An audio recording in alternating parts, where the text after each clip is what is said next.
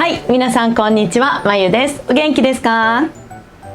このポッドキャストでは日本人の私が友達と話すようなね、自然な日本語でお話をしています。で、今日はね、久しぶりにまた雑談をとっていこうかなと思っています。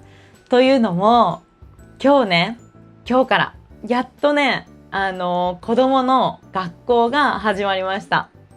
だから夏休みがね終わったんですね。で、日本の学校のね、小学生なんだけど、うちの子供は。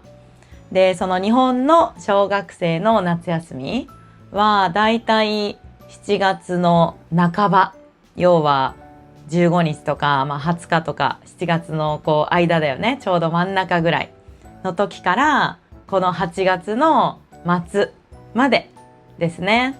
8月のだいたい最後の1週は学校に行くことが多いかな。に終わるっていう小学校が多いです。で、今日ね、ようやく学校に行ってくれたので、もうね、私としてはもう正直すごく嬉しいです。で、今ね、私が使った、この正直っていうのは、本音でお言うとっていう意味です。本当のことを言っちゃうと本当に正直嬉しいです。で、もちろんね、子供と過ごす時間は楽しいんだけど、やっぱり毎日ねずっと家にいて、で2人いるから、そうすると喧嘩もよく起こるんですね。で、同じ部屋にいてね過ごしているのに、子供が喧嘩ですごい騒いでたりすると、やっぱり大人にとってはね少しストレスになるっていうのもあるし、あとは何が大変だったかなって思うと、やっぱりお昼ご飯を毎日準備するっていうのもね、ちょっとやっぱ疲れるんだよなーって改めてね、夏休みを過ごして思いました。普段はね、やっぱり学校で給食を食べてくれます。だから親はね、別に朝お弁当を作ったり、それからお昼ご飯をねわざわざ用意してっていうのも別にそこまでしなくていいんですね。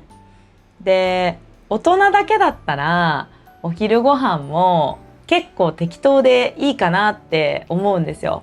あんまり一生懸命作らなくっても、お野菜とかさ、栄養バランスをすっごく意識しなくても、もう今日はもうお昼パンだけでいいかなとか、それこそコーンフレークだけでいいかなとかね、結構適当にするでしょ。こういう適当な料理のことね、手抜きって言います。そう、手抜きできるの。でも子供がいるとね、ちょっとどうしてももうちょっとなんか野菜を加えた方がいいかなとか、ちょっと一手間考えちゃうんですよね。そういうのがねないっていうのが、やっぱり学校に行ってくれててね、すごくありがたいなって思うところです。はい。だからね、今日は久しぶりにこうやってね、ゆっくり動画も撮れるので、ちょっと雑談を撮ろうかなと思っています。で、何について話そうかなって思ったんだけど、なんかね、私がね最近見た YouTube のね、全然日本語の人とかじゃなくって、普通のYouTuber の人なんだけど、なんかね、ランダム単語ガチャっていうサイトがあって、これ私も初めて知りました。で、ちょっとね、後でここに出せたら出しますね。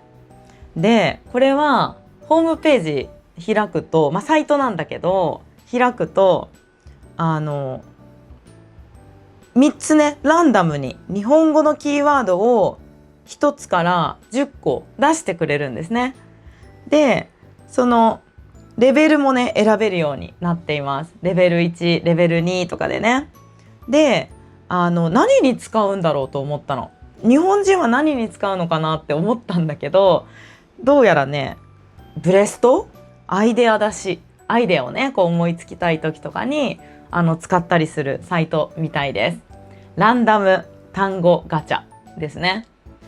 で、ちなみにガチャっていうのは日本でさすごく人気のね、こうガチャガチャです。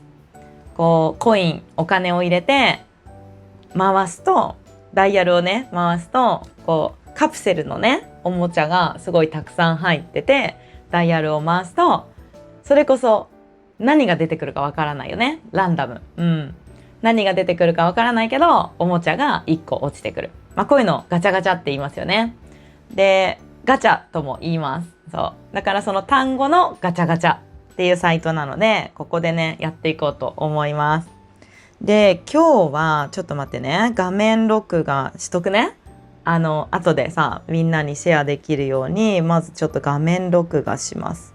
はい。したよ。で、まずはね、このレベル1、レベル2からちょっとガチャやってみるね。いきます。ピ。はい、出てきました。出た単語は、靴下、ヨーロッパ、ベランダ。何喋ろうって感じの、こうやってね、お題が出てくるんです。じゃあね、これ本当に私も今までね、何出てくるかわかんないから、すごくちょっとドキドキしながら弾きました。で、じゃあ1個目、靴下ね。靴下に関する雑談で言うと、じゃあね、日本のマナーについてちょっと関係してね、お話しします。で、靴下と日本のマナー、何が関係するのって思うよね。最近子供がね、お友達の家に遊びに行く時とかに、こういうマナーがあるよって伝えたんだけど、友達の家に遊びに行く時には、夏でも靴下を持って行ってねって言います。そうなんです。子供だけじゃなくって、大人も同じです。誰かの家に遊びに行かせてもらうときは、靴下を履いていきます。これは、裸足で他の人の家に入らないようにするためなんですよね。そう。で、夏ってさ、結構サンダル履くよね。暑いから。そう。だから、ついつい忘れそうになるんだけど、みんな靴下を持っていくんですね。だから、お家に遊びに来てくれる人もね、家に上がる前、こう玄関入ってさ、お邪魔しますって言って入るよね。で、その後、玄関入る前に、靴下をね、履いてから上がる。そんな風にね、してくれた子も実際いました。で、私も、なるべくそういう風にしています。で、もちろん、仲の良さとかにもよります。すごく、自分のさ、実家とか、実家ね、お父さんとお母さんの家とか、あとすっごく仲いい友達とかね、の家では、もちろん裸足で入らせてもらうこともあるんだけど、すっごく仲いい子のお家だったとしても、靴下、忘れちゃったなーって思ったら、結構ね、ごめん、ちょっと裸足でごめんねって一言言ったりしますね。するんです。だから、あんまり知られてないマナーかなっていうふうに思います。ね、そう、人の家に上がるときには靴下を履いていくそうなんです。でもね、子供とかはね、特に靴下履いてたらやっぱり滑っちゃうよね、こうつるって。だから最初だけ履いてるけど、ママ靴下脱いでいいって言われたら、そのお家の子にね、ちょっと許可取って、ごめんね、もう脱いじゃってもいいかなみたいな言ったら、ほとんどというかもうほぼ全員が、いいよいいよ、全然気にしないでって言ってくれます。だから子供はね、結構裸足でね、遊んでることが多いです。でもわかりますよね。どうしてもね、やっぱりベタベタしちゃうし、私自身はね、もう家ではずっと裸足だから、別に誰かが裸足できてもあんまり別に気にならないんだけど、家の中でもね、すごく夏でもスリッパを履く人もいます。だからまあみんなに万人にって言いますね。みんなにとって失礼がないマナー。それが人の家に行くときには靴下を履いていくですね。はい、これがまず靴下で私が今思い浮かんだことかなと思います。で、次のお題がヨーロッパです。はい、ヨーロッパ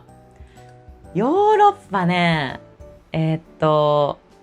まずは行ったことありますか？皆さんね、ヨーロッパ行ったことありますか？私はあります。そう。学生時代に行きました。ね。学生時代っていうのは大学生の時かな。あと、社会人になってからも行きましたね。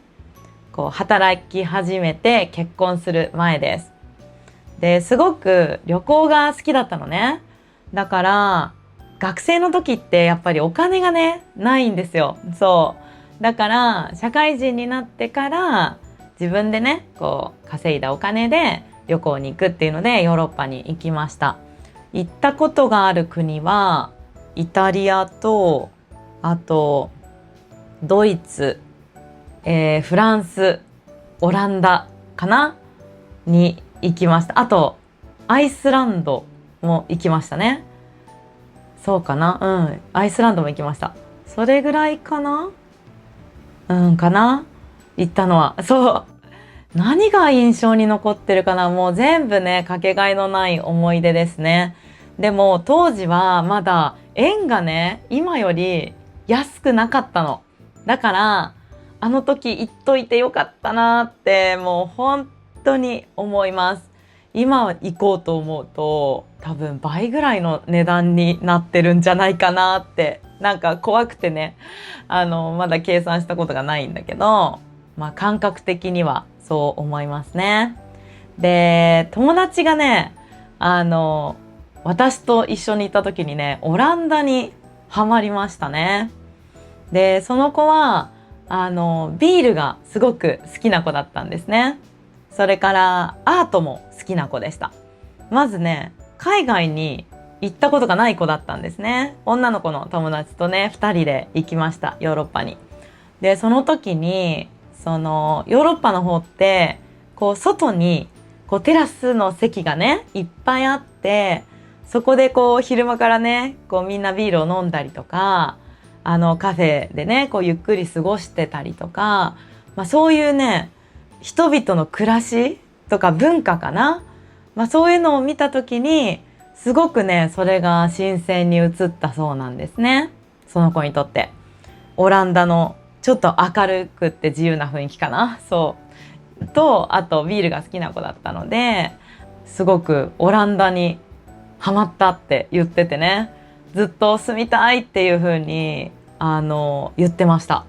で、その子がねつい最近かな、もうそれこそ15年とかぶりぐらいだと思うんだけど、もうずっとオランダに行きたいっていう、もう一回行きたい、長いこと行きたい、長い期間行きたい、旅行だけじゃなくてねっていう思いをね叶えて、今3ヶ月ぐらいねオランダに行っています。そうなんです。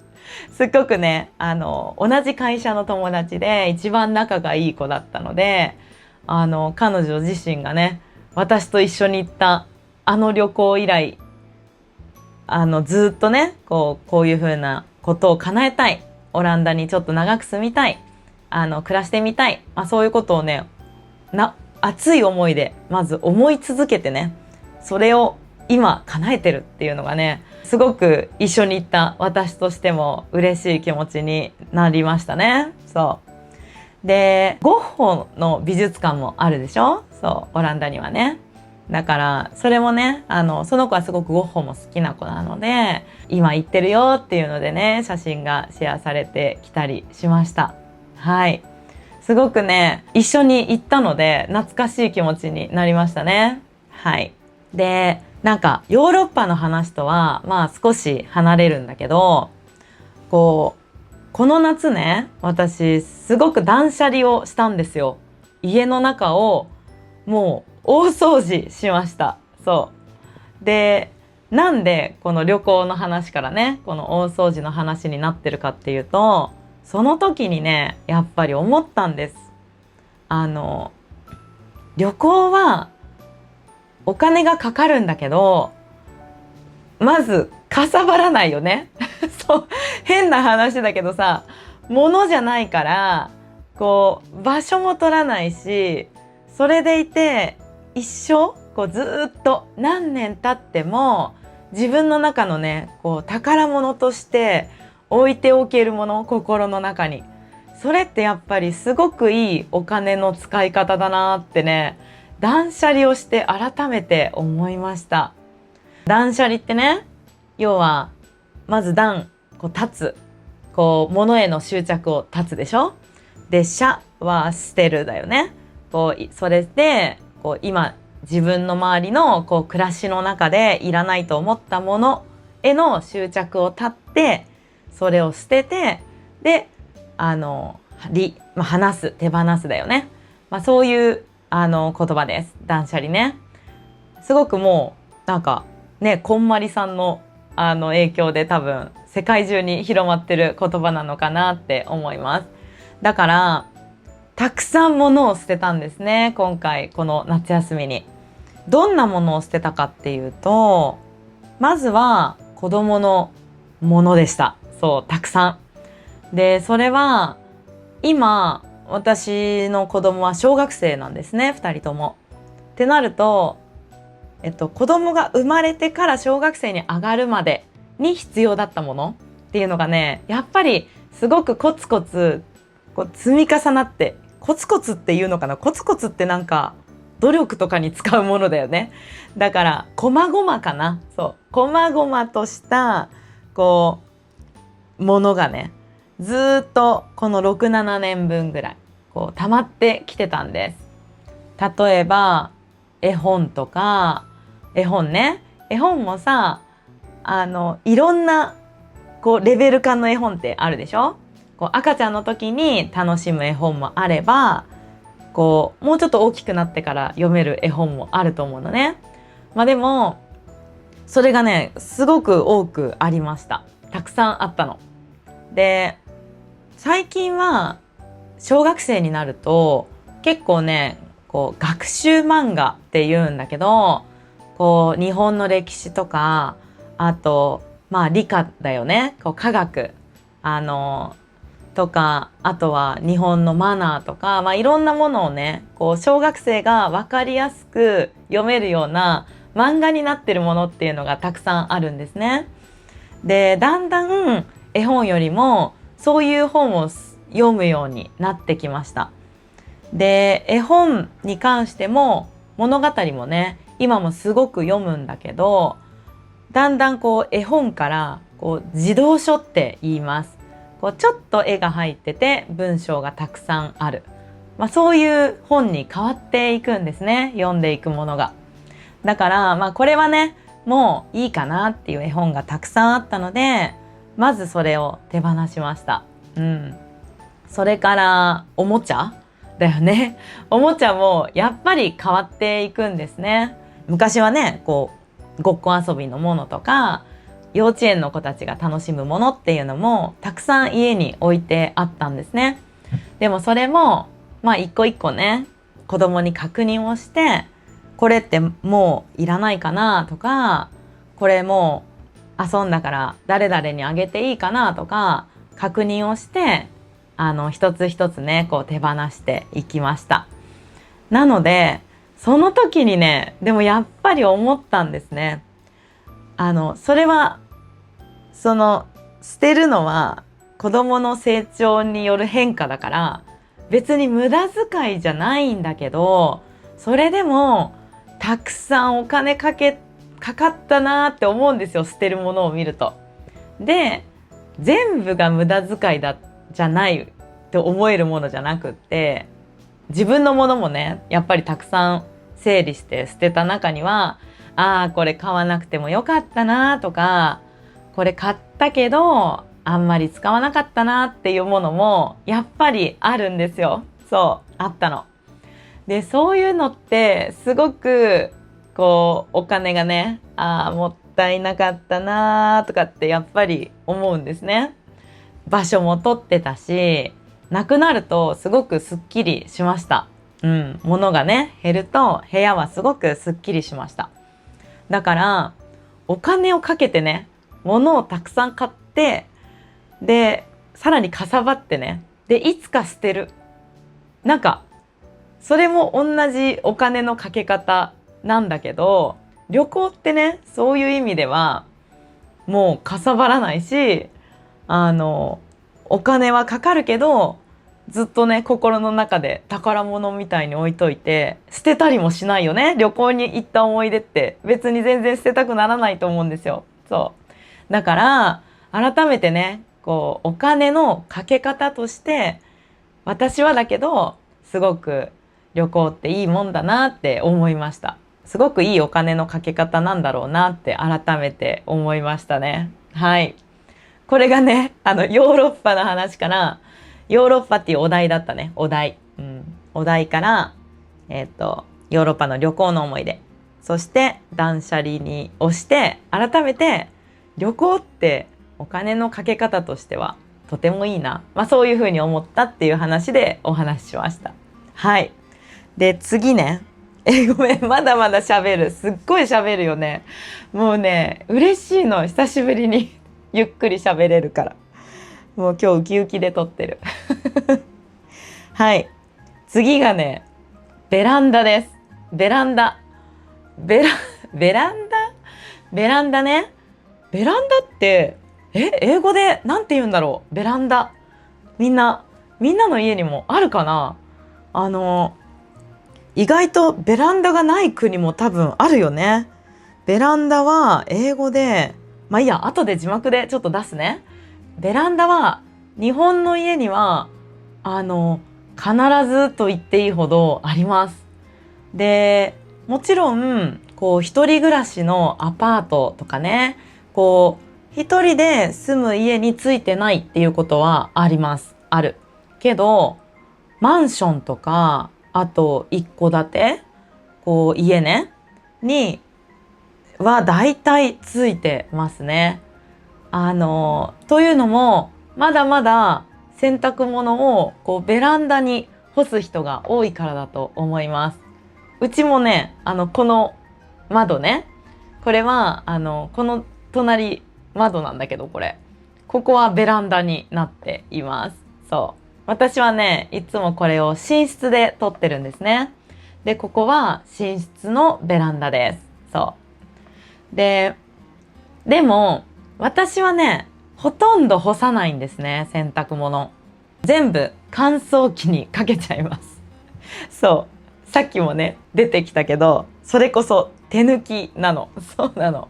やっぱりね、全部の洗濯物を干すって本当にめんどくさいんだよね。めんどくさい。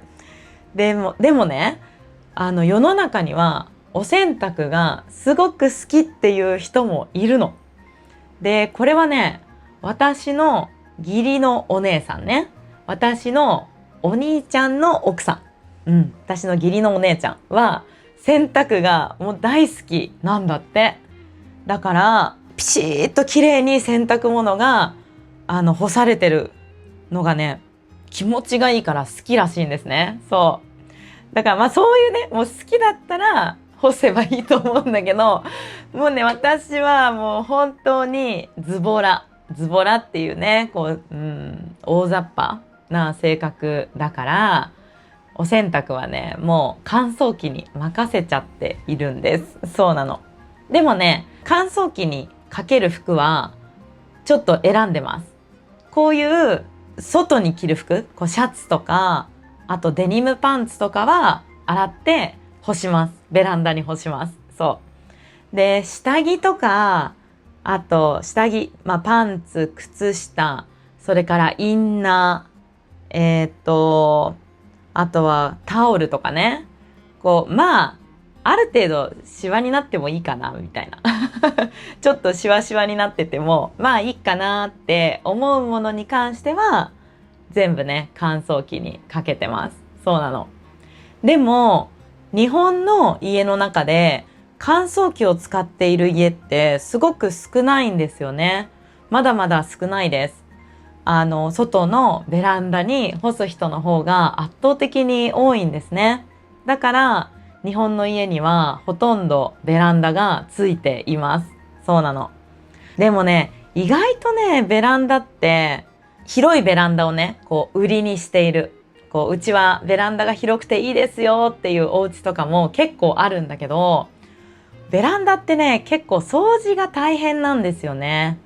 なんかやっぱり雨もすごく降るし、で排気ガスとか花粉とか、外いろんなね、埃、空気がねずっと綺麗なわけじゃないからってなると、ベランダのベランダのね床っていうね、外だけどねそう、地面じゃないし、ベランダも床って言います。そう、ベランダの床もすっごくやっぱり汚れるんですね。だから洗濯物を干す時にも絶対にスリッパを履いてね、干さないと足の裏が真っ黒になっちゃうし、定期的にブラシとかでちょっと洗わないとどうしても汚れてくるんですね。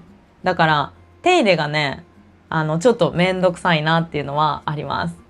で、多分それこそヨーロッパの国とか他の国もそうかな、ベランダがないのが普通のお家もたくさんあるよね。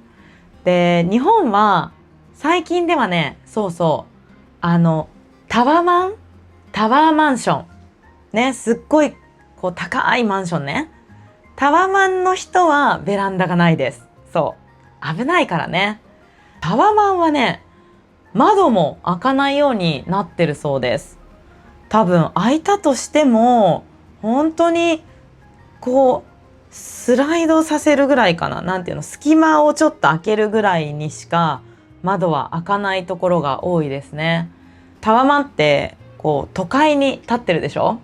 要は住む人口がすごく多い場所に立つんですよ。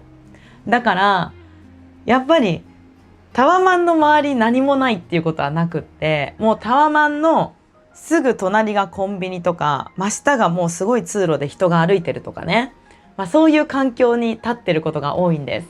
だから物をね落としちゃいけないっていうのがあるので、タワマンにはベランダがないですね。低い階にもないことが多いです。どうしてんだろう、みんな洗濯物。それこそ多分乾燥させてるか、あと浴室乾燥かな。お風呂にね乾燥機能がついてることが多いんですね。お風呂場の中にハンガー、棒があって、そこに服をバーってかけて、でお風呂の扉を閉じてスイッチを入れるとブオーってね、あったかい風が出てきて乾く、そういう風になってるお風呂がたくさんあります。だから多分タワマンの人はそういうのを使ってるんじゃないかなって思いますね。なんか私が住んでる場所の近くにはあんまりタワマンないんですよね。だから住んでる友達の話とかがねちょっと聞けないんだけど、おそらくそういう風にしてるんじゃないかなって思います。そう、はい、これがねベランダの話でした。ベランダからタワマンに行ったよなんか連想ゲームみたいになるよね、雑談してるとね。はい、ということで今日は3つ雑談をお話ししました。なんかね、私はまだまだ喋れるぐらいなんだけど、ちょっとね次のまたそれは動画に撮っておこうかなと思います。はい、ということでね、ちょっと早口だったかもしれない。すっごい自然に喋りましたね。なのでできればねここに単語のフォローとかも出していきながら、日本語のね、自然な会話っていうのを聞いて楽しんでもらえたらなっていうふうに思います。で、日本はねまだまだ暑いです。夏休みはね終わったんだけど、それでもねもう外は倒れそうなぐらい暑い、日傘がないと本当にねちょっとしんどくて歩けないぐらいに暑いです。で、みんなの国はね日本ともまた気候が違うと思うけど、もうとにかくねみんなよく寝て体を第一に元気に過ごしていきましょう。はい。じゃあね、ここまで聞いてくれてありがとうございました。まゆでした。また次の動画でお会いしましょう。またねー。